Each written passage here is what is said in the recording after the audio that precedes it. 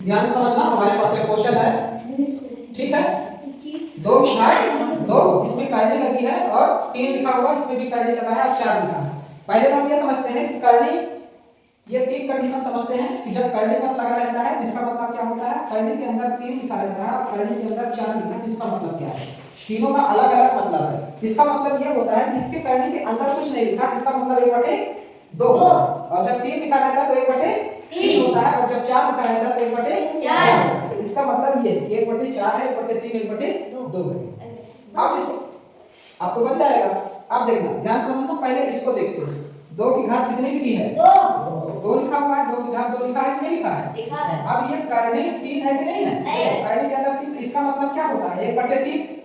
तो इसमें लगाएंगे 1/3, फिर से कोष्टक लगाएंगे और अब ये तो समाप्त हो गया। अब ये बचा ना, तो इसका मतलब क्या होता है 1/4। 1/4 ये देखो, घातांक का कौन सा नियम है? घात के ऊपर घात। कितनी घात है? 1 घात, 2 घात, 3 घात। अब ये क्या हो जाएगा, देखो जब घात के ऊपर घात होता है इसका मतलब क्या होता है? इसका मतलब होता है सभी घात आपस में गुणा हो जाता है। क्या होता है? गुणा हो जाता है। तो पहली घात 2 है, 2 का गुणा किससे होगा? 1/3 से होगा और 1/4। अब इसको क्या करना है, 2 की घात कितनी हुई? देखो ऊपर कितना है? 2 है कि नहीं है? नीचे कितना है? 3 गुणे 4 है। ये कटेगा कि नहीं कटेगा? 2 एक कम 2, 2 दूनी 4, बचा कितना?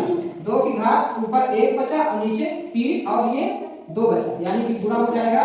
तो 2 की घात 1/6 क्या है? 1/6। यानी कौन सा ऑप्शन सही है? ऑप्शन सी।